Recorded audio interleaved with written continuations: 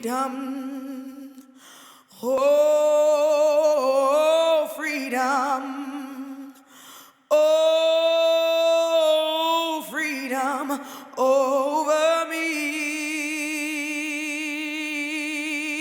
And before I'll be a slave, I'll be buried in my grave and go home to my Lord and be free. Oh, The Igbo or Igbo people are from Nigeria. The Igbo were captured in late 1802 by a notorious underworld clan. Slave traders took these people against their wills across the Atlantic Ocean to the Americas. The conditions were appalling. Many perished on the journey.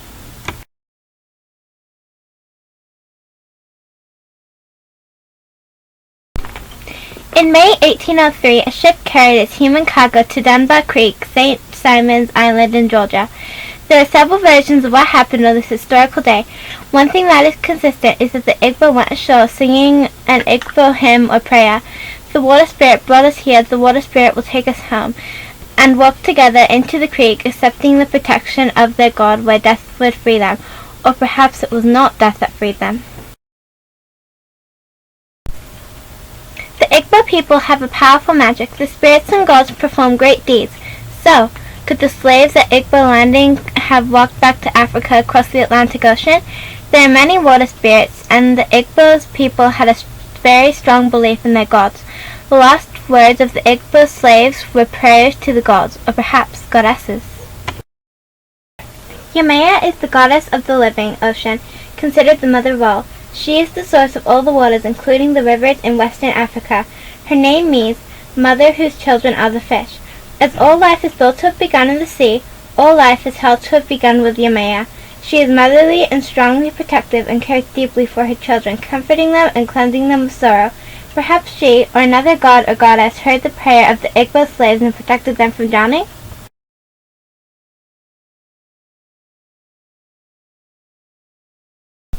Practitioners of hoodoo, a magical technology developed by the descendants of African slaves, consider the biblical Moses as the finest hoodoo man in the world. Moses conjures or performs magic miracles such as turning his staff into a snake, parting the Red Sea to save his flock. His greatest feat of conjure was using his powers to help free the Hebrews from slavery. This emphasis on Moses as a conjurer led to the introduction of the 6th and 7th books of Moses into hoodoo reference literature. This ability to conjure was certainly available to Igbo practitioners of magic.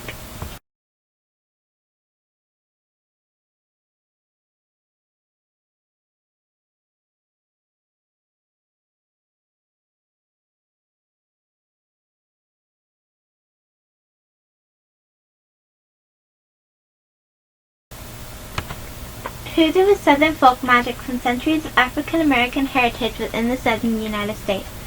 Hoodoo is often known by other names including conjure, root work, root doctoring, laying tricks, working roots, or doing the work. Hoodoo is not voodoo. Hoodoo blends together the magical technology of slaves that were taken from Africa in the slave trade, combined with Native American herbal knowledge, bits of European folk magic, and Jewish mysticism.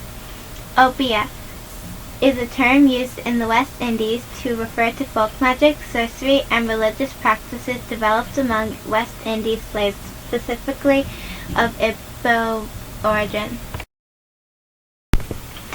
There is another version of this story, the flying Africans. In these cases, the Africans grew wings or turned themselves into vultures before flying back home to freedom in Africa. Wallace Quarterman, an African-American born in 1844 who was interviewed in 1930, when asked if he had heard about the Igbo landing states.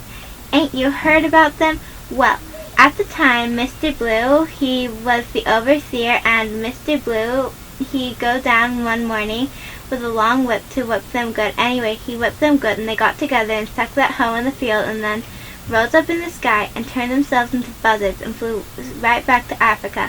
Everybody knows about them. There are many accounts of African slaves flying away back to Africa. To achieve freedom, they had to make it over the Atlantic Ocean.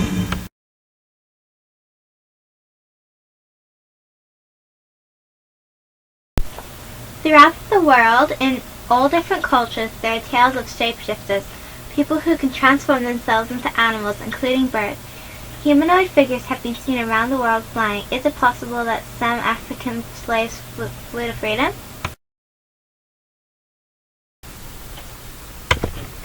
The enslaved Igbo people had great faith and strong magic. I like to think that a fantastic occurrence happened and took them home, but no matter what happened on Igbo landing, this day attests to the courage and rebellion of the Igbo people. It is inspirational and gave hope to many.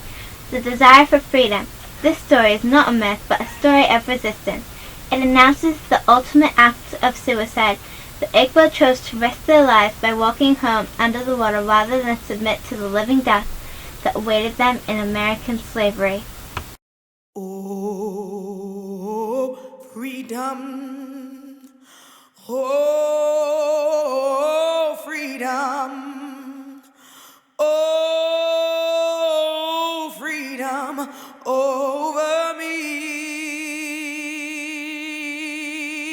And before I'll be a slave, I'll be buried in my grave and go home to my Lord and be free.